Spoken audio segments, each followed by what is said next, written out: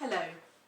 Today is the third Sunday of the month, and normally at St Andrews we'd be meeting for Bereavement Cafe. Bereavement Cafe is a safe space for anyone who's been affected by bereavement, where we have time to come together with people who have undergone something of a similar experience, to talk about our loved ones, to think, to find space to heal. Well, unfortunately, as you know, at the moment, due to the coronavirus, our church buildings are closed. But the sad thing is that grief does not take a furlough. Grief continues its ravaging of us, its relentless journey.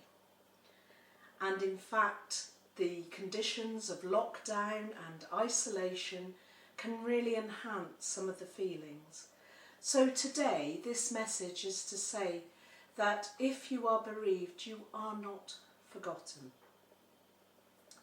C.S. Lewis, in his book A Grief Observed, says, "Nobody told me that grief felt so much like fear. I'm not afraid," he says, "but I feel as though I am. I have the butterflies in my tummy. I have trouble swallowing, sleeping, even thinking."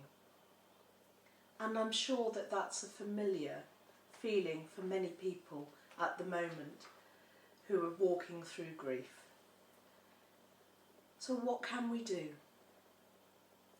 We have to sit with grief. There are no shortcuts. And usually in Bereavement Cafe we would discuss something of how we feel. So maybe this is an opportunity, a time, to sit down and intentionally examine some of those feelings. You may like to light a candle, for example, perhaps with a photograph of your loved one, and just spend a few moments thinking about them. Although we're in physical isolation, we are not completely isolated, thanks to things like this, the internet, the telephones, the other communication devices that we have.